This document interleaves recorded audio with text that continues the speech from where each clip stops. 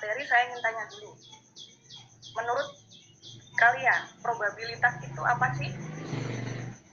Siapa yang bisa menjawab?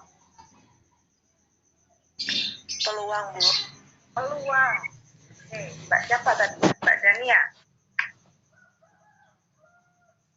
Peluang, apalagi? Benar. Kemungkinan. Oke. Kemungkinan, apalagi? Yang agak panjang gitu, Mas.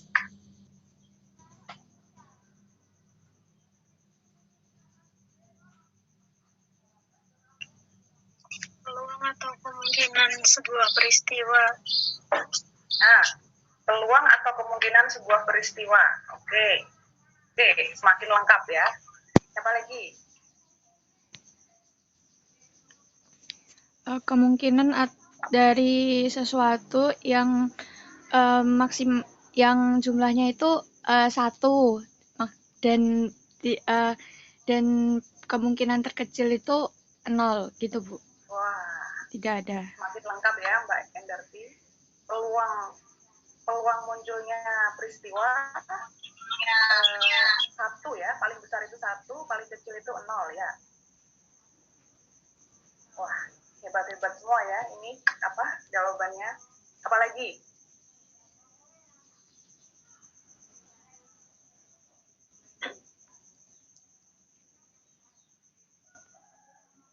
Benar semua ya tadi ya. Jadi yang dimaksud probabilitas adalah besarnya kesempatan atau kemungkinan suatu peristiwa akan terjadi. Ya. Jadi besarnya kemungkinan suatu peristiwa akan terjadi. Benar Mbak Endarti tadi ya. Peluang paling kecil atau kemungkinan paling kecil adalah 0. Kemudian kemungkinan paling besar adalah 1. Atau artinya kalau 1 itu pasti terjadi. Ya. Oke, kita akan ini adalah belajar mengenai pendekatan menentukan probabilitas. Ada pendekatan klasik, ada pendekatan frekuensi relatif, ada subjektif. Ini nanti kita bahas di pertemuan selanjutnya. Nah, aturan dasar dari probabilitas itu kita kombinasi dari kejadian dalam sebuah eksperimen itu bisa dihitung probabilitasnya berdasar 2 aturan, yaitu yang pertama aturan penjumlahan dan aturan perkalian. Untuk hari ini kita akan belajar yang aturan penjumlahan dulu. Ya. Di aturan penjumlahan ini ada kejadian yang saling meniadakan sama kejadian tidak saling meniadakan. Silahkan dicatat contohnya. Ya. Contoh kejadian yang saling meniadakan. Itu maksudnya adalah jika kejadiannya itu misalnya seperti ini, contohnya melempar dadu. Ya. Peluang munculnya angka 1 itu meniadakan munculnya angka lain. Bisa dimengerti ya di sini ya. Nggak mungkin muncul angka 1 dan angka 2, nggak mungkin ya. Jadi itu namanya kejadian saling meniadakan. Kalau sudah muncul angka 3, nggak mungkin muncul angka 4, 5, 6. Karena peristiwa pelemparan dadu adalah kejadian saling meniadakan. Ya. Nah, untuk contoh yang kedua, kejadian tidak saling meniadakan. Ini maksudnya kejadiannya itu bisa berkali-kali. Atau bisa 2 peristiwa sekaligus maksudnya. Misalnya saya menyukai novel. Kemudian saya juga menyukai komik. Nah, ini maksudnya.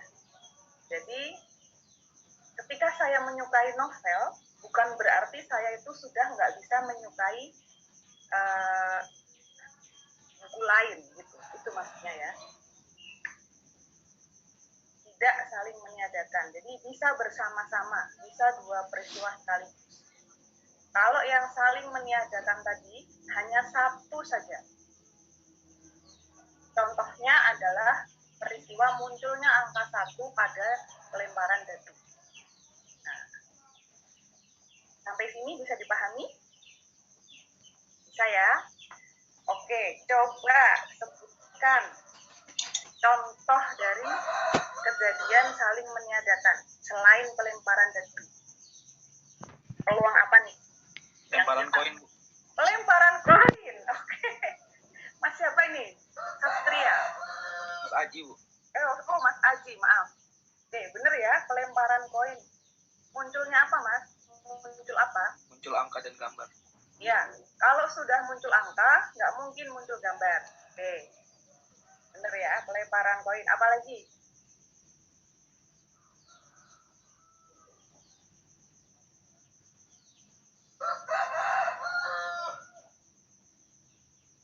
Saya bantu.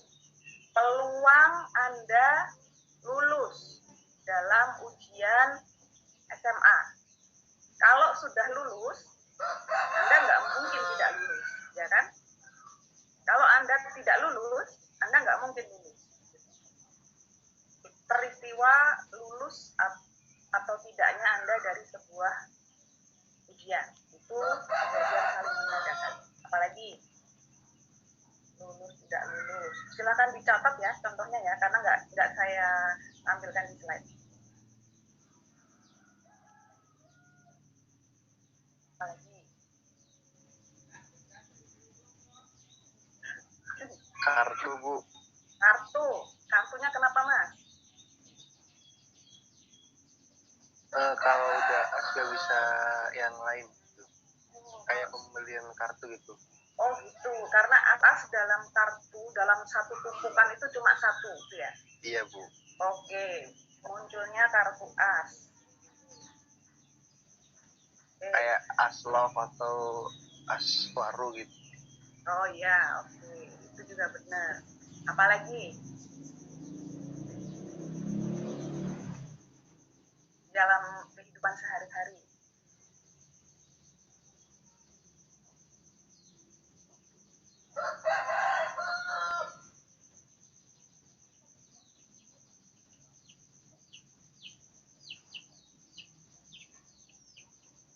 Oke, saya anggap cukup ya. Tadi ada pelemparan dadu, pelemparan koin, lulus tidak lulus, dan munculnya kartu as. Sekarang coba siapa yang mau berpendapat tentang kejadian yang tidak saling meniadakan. Tadi contohnya adalah saya suka novel dan sekaligus saya suka komik.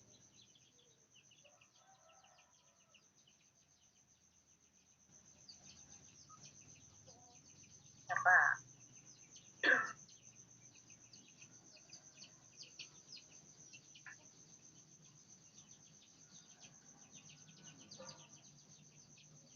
Nggak ada nih yang mau berpendapat?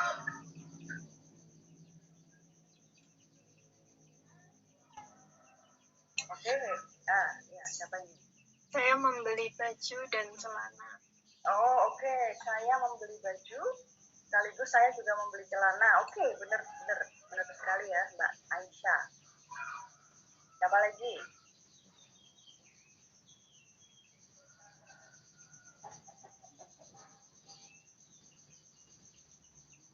Gampang nih, ini malah sangat banyak ini contohnya. Misalnya Buku dan pensil, Bu.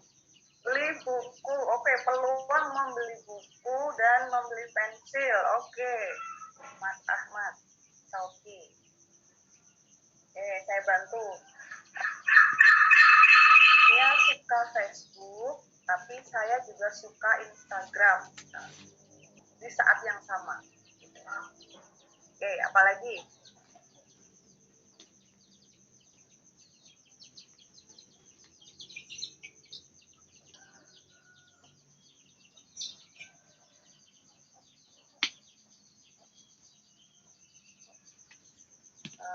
Misalnya peluang di sebuah kafe nih, di sebuah kafe ada peluang pengunjung membeli es teh misalnya dengan makanan lain bareng gitu ya, mie ayam misalnya, membeli mie ayam sekaligus membeli es teh. Nah, cukup ya tadi ya, ada yang membeli baju dan celana, membeli pensil dan buku, sebuah kafe, membeli makanan dan minuman sekaligus, dan lainnya. Oke, sekarang kita next. Nah, ini ya, rumus untuk yang kejadian saling meniadakan. Silakan ditulis rumusnya itu ya, kejadian saling meniadakan. Jadi, jika sebuah kejadian A terjadi, maka kejadian yang kedua tidak mungkin terjadi secara bersamaan. Ya, jika A telah terjadi, maka B tidak akan terjadi.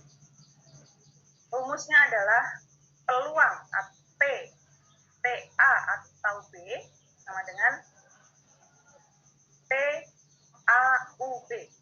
U ya lambangnya. PA plus PB. Silahkan ditulis ini. Ya.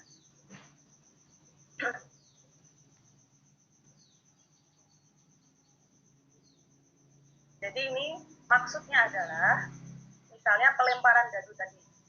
Misalnya A adalah munculnya angka 1. Kemudian B adalah munculnya angka 2.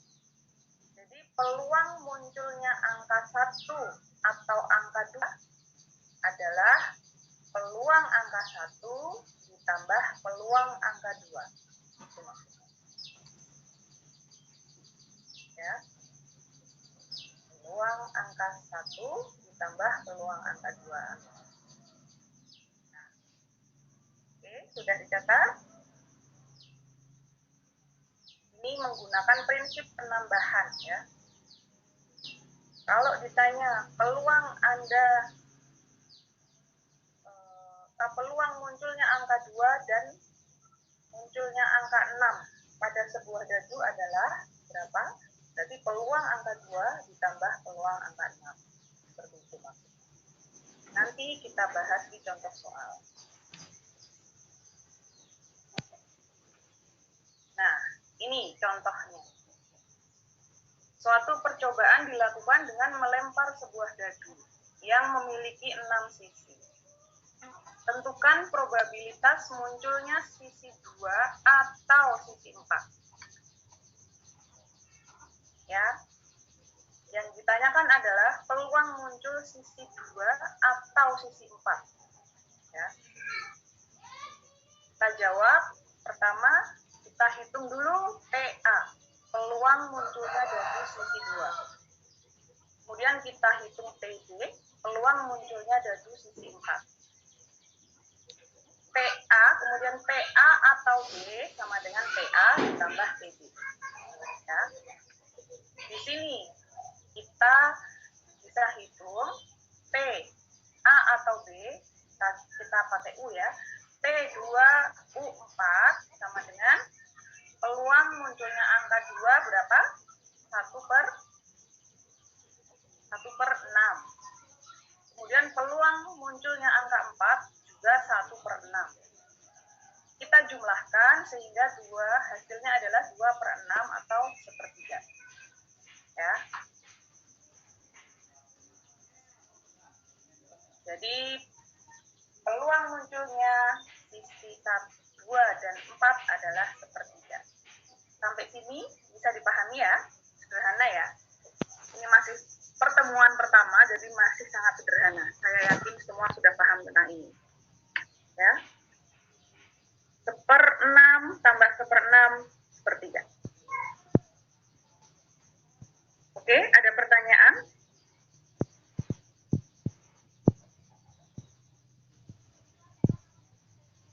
Jadi intinya, kalau itu adalah kejadian saling meniadakan, tinggal ditambahkan saja prinsipnya itu, tinggal dijumlahkan saja peluang masing-masing. Ya. Oke. Kalau saya ganti pertanyaannya menjadi tentukan probabilitas munculnya sisi 2 atau sisi 4 atau sisi 6. Berarti berapa jawabannya? Setengah, Bu. Setengah, ya. Uraian kalkulasinya seperenam Ditambah seperenam, ditambah seperenam sama dengan 3/6 sama dengan ya, setengah. 3/6 ya. Ya, betul sekali Mbak Indah.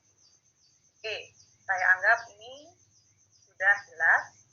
Jadi saya akan next ke contoh rumus untuk kejadian yang tidak saling meniadakan. Nah, silakan ditulis ini, kejadian tidak saling meniadakan.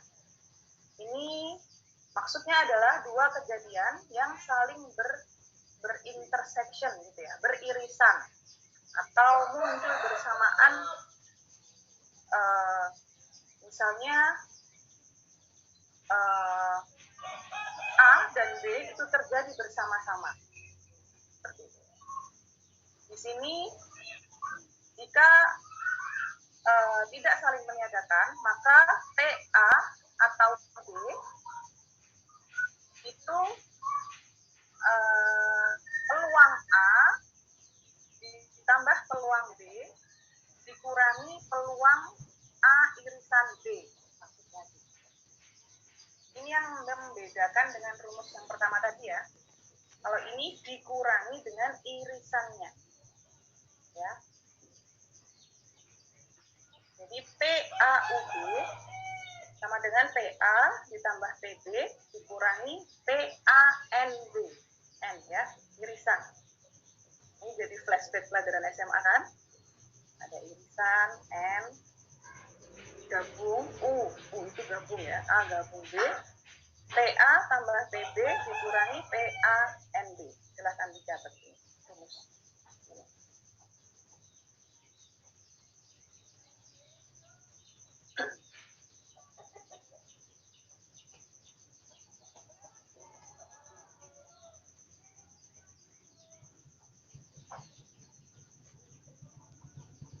Nah, sudah dicatat?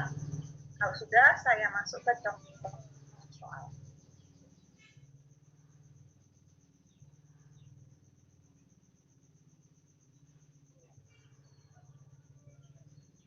Ya, ini contoh kejadian tidak saling meniadakan. Suatu penelitian dilakukan dengan selera pengunjung di suatu toko buku terhadap jenis buku. Jadi penelitian tersebut menggunakan 50 orang pengunjung sebagai sampel. Ya, ada 50 orang pengunjung disurvei, diambil sampelnya, kemudian diperoleh informasi sebagai berikut. 20 orang pengunjung senang novel. 15 pengunjung senang komik. 12 pengunjung senang buku kuliah. 8 pengunjung senang novel dan komik. Novel dan buku kuliah. 7 pengunjung senang komik dan buku kuliah tersebut. Senang novel, senang komik, senang buku kuliah. Ini hasil penelitian, hasil surveinya seperti ini. Nah, dari 50 pengunjung sebagai sampel. Berdasar data ini, jika kita pilih satu orang pengunjung secara random, tentukan probabilitas bahwa dia itu menyenangi novel atau buku kuliah. Menyenangi novel atau komik. Menyenangi novel atau komik atau buku kuliah. Kemudian yang D, tidak menyenangi ketiga jenis buku tersebut. Oke. Ini di sini ada aturan atau, berarti kita tambahkan ya, P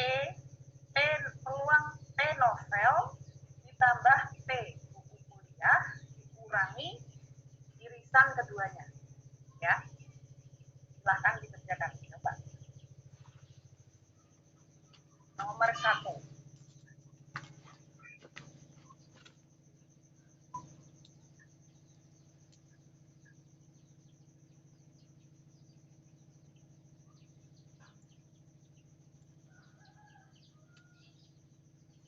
Nomor 1, A. Probabilitas seorang pengunjung menyenangi novel atau buku kuliah. Berarti P. Kita anggap A itu novel ya. Kita anggap A itu novel. B itu komik. Kemudian C itu buku kuliah. Ya, kita tentukan dulu. A novel, B komik, C buku kuliah. Pertanyaan pertama, peluang menyenangi novel atau buku kuliah. Berarti PA, U, B. Siapa yang bisa menjawab? Silahkan.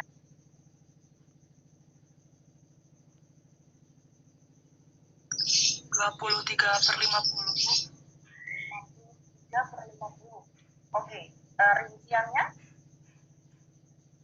Yang pertama, PA, menyukai ya. 20 orang per 50. Ya, 20/50. Terus? Buku kuliah 12/50, jadi ditambah. Ya, buku kuliah 12/50. Jadi ditambah. Terus?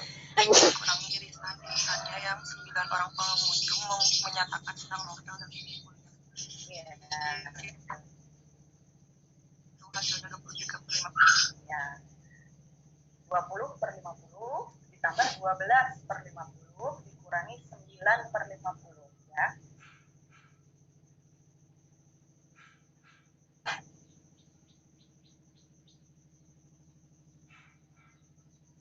(33 atau 23? Nah, 23. 23. 23/50. Oke. Sudah setuju dengan ini? Setuju, Bu. Setuju. Oke, 23/50 ya. Kalau jadikan persen berapa?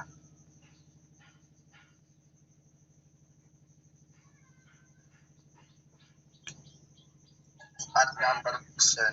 46% ya. Jadi boleh kita bilang jika dipilih satu orang pengunjung secara acak dari 50 tadi, ya, probabilitas dia menyenangi novel atau buku kuliah adalah 23/50 atau 46%. Ya, tinggi sekali ya persentase yang menyukai novel atau buku kuliah. Sekarang yang B. Pertanyaan kedua. 20 Menyenangi novel atau komik. 27/50, Bu. 13/25. Tuh, ada dua jawaban. Beda ini. Mbak Endarti sama Mas. Ada dua jawaban. Novel atau komik. Novel dulu berapa? 20/50. Ya, novelnya 20/50. Kemudian komiknya, peluang senang komik 15/50. 15/50. Irisan novel dan komik 8/50. 8/50. Berarti jawabannya 54%. 35/50 dikurangi 8/50, jadinya 27/50 sama dengan 54%. Oh, 54% maksudnya. Saya pikir 54/50. Oke, 27/50 atau 54%. Oke, benar. Benar ya. Oke, sekarang yang C. Menyenangi novel atau komik atau buku kuliah. PA plus PB plus PC dikurangi irisan ABC.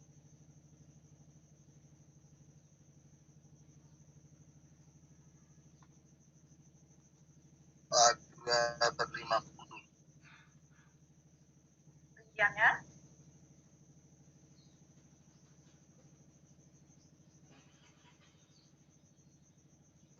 belas per 50 ditambah 12 per 50 dikurangi 5 per 50. Ya, jawabannya.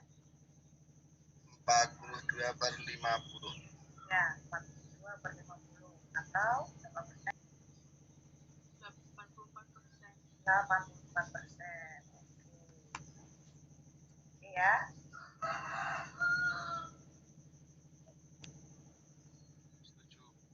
Setuju. Kemudian D, berapa peluang satu orang pengunjung yang tidak menyenangi ketiga jenis buku tersebut? Gimana ini hitungnya? Ada yang bisa? 3 per 50. Berapa? 8 per 50. 8? 3 per 50. 3 per 50. Ada lagi jawaban yang lain? 8 per 50. 8 per 50. Ada lagi yang lain? Setuju yang 8 per 50, Bu. Oh. Dan yang setuju? 3 per 50?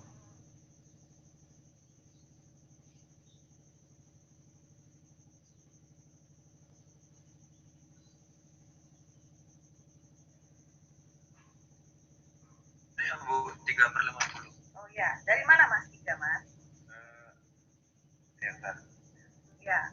Ini, Bu, kan yang suka novel 20. Ya. Yang suka komik 15, yang suka kuliah 12. Kalau dijumlah jadinya 47, Bu. Kan sisanya 3 dari 5. Oh, hitung-hitungnya. Oke, cukup reasonable. Oke. Yang 850 tadi. Mas siapa tadi ya? Mbak siapa tadi? Itu Bu, ambil aja dari yang C, Bu. Yang C kan menyenangi yang 3 novel, berarti yang nggak suka ketiganya tinggal dikurang 10 kurangi 42 per 50, ketemunya 8 per 50, 16%. Oke. Yang benar, yang 8 per 50 ya. Benar. Ambil aja dari C. C itu orang yang menyenangi ketiganya. Orang yang menyenangi ketiganya ada 84%. Ya. Berarti yang tidak menyenangi ketiganya adalah 1 dikurangi 84% sama dengan 16%. Ya. 16% itu 8 per 50. Oke ya, tinggal dikurangi saja. 1 minus 84%. Oke, sampai sini paham? Paham ya? Paham, insyaallah. Amin. Nah, ini yang tadi. Ini jawaban yang tadi ya. A, 46%. Yang B, 54. Yang C, 56. Sorry.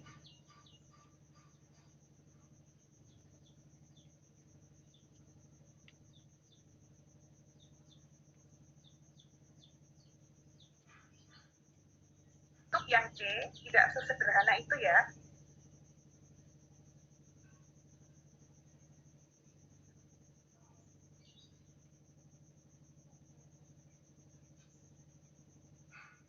Untuk yang C, saya ulangi, saya tadi melakukan kesalahan.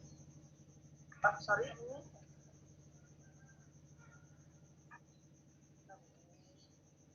Ini tetap kelihatan nggak slide saya?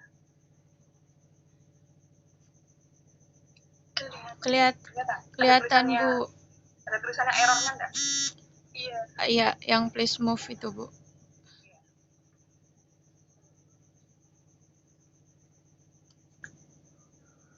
Oke. Yang C, perhitungan yang C, maaf saya tadi kelupaan. Jadi selain TA tambah TB ditambah TC, kita kurangi dengan TA irisan B. irisan C, kemudian ditambah PA irisan BC. PA BC. Silahkan dikoreksi dulu. Ini adalah peluang suka ketiganya. Itu berarti peluang A tambah B tambah C dikurangi yang suka keduanya, karena itu adalah orang yang suka keduanya, suka AB, suka AC, suka BC, itu sudah termasuk di PA, BB, BC, itu maksudnya seperti itu. Ini orang sering keliru ya, termasuk saya tadi. Saya tadi hanya yang awal dikurangi irisan ketiganya. Padahal kalau ada 3, tidak seperti itu. Harus dikurangi dulu dengan irisan masing-masing yang dua tadi. Karena itu adalah orang yang sama. Dengan yang PA, PB, BC. Silahkan dikoreksi dulu.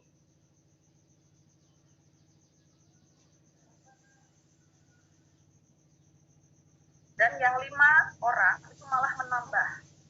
Ya, mengurangi, tapi malah menambah. Yang irisannya. Irisan ketiganya itu malah plus. Ya. Kemudian yang irisan 2, irisan keduanya, A dan B, A dan C, B dan C itu malah mengurangi.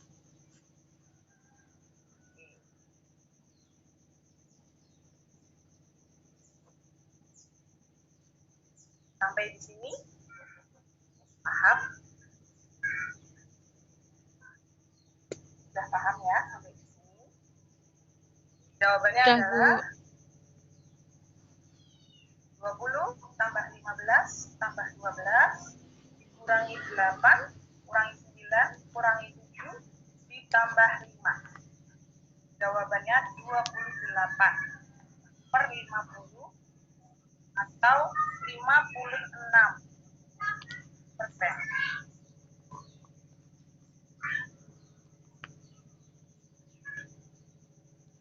Nah, jadi peluang satu orang yang diambil dan menyukai ketiganya adalah 56%.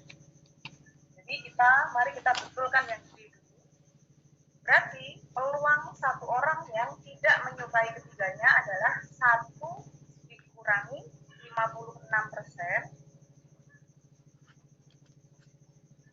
yaitu jawabannya adalah 44% atau 22 per 50.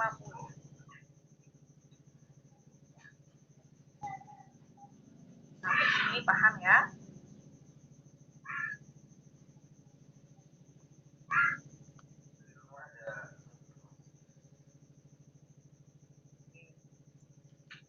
Bu, ingin bertanya, Bu. Ya, silahkan.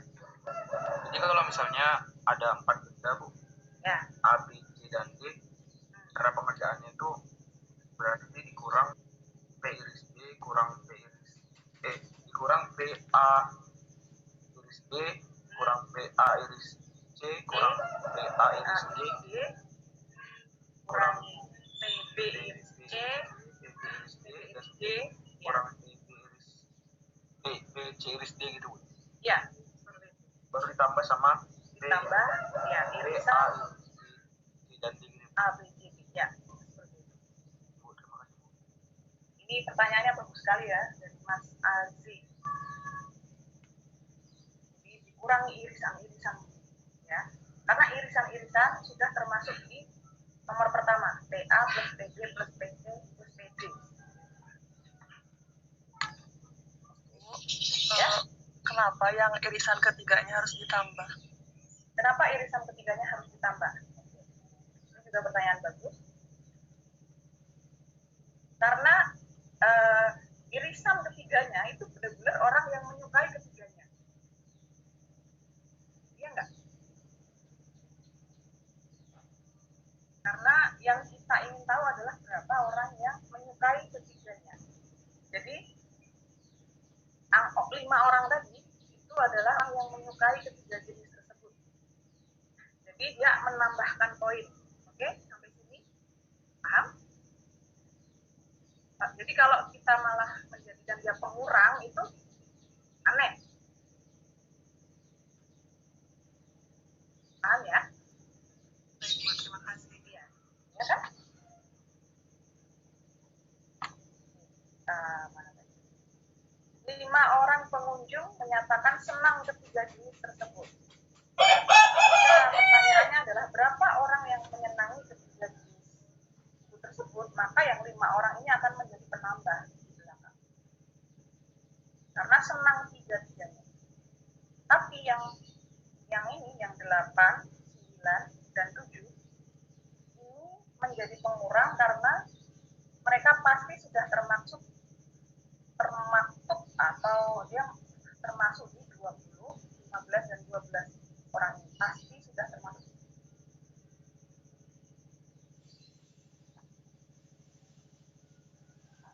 Ini dari pertanyaan-pertanyaan Anda, ini menandakan Anda sudah paham. Saya bisa melihat bahwa Anda sudah memahami hal ini.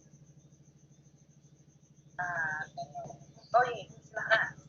Kan tadi yang C itu kan suka 3 buku, Bu. Oke, ya, betul. Terus yang dari soal kan udah ada 5 orang pengunjung menyatakan senang ketiga jenis. Ya. Kenapa nggak langsung 50? Oh. Tambah 5 yang suka. Oh gitu. Nah, 5 orang ini adalah orang yang senang 3 jenis buku tersebut, tapi belum ditambah orang yang masing-masing suka novel, suka komik, suka buku kuliah, maksudnya ditambahkan, Mas. Jadi tidak hanya yang suka ketiga jenis buku sekaligus, tapi juga orang yang suka novel aja juga masuk. Orang yang suka komik aja juga masuk. Orang yang suka buku kuliah juga masuk. Yang suka keduanya juga masuk. Baru kemudian ditambahkan semuanya. Oke. Ini kenapa ya?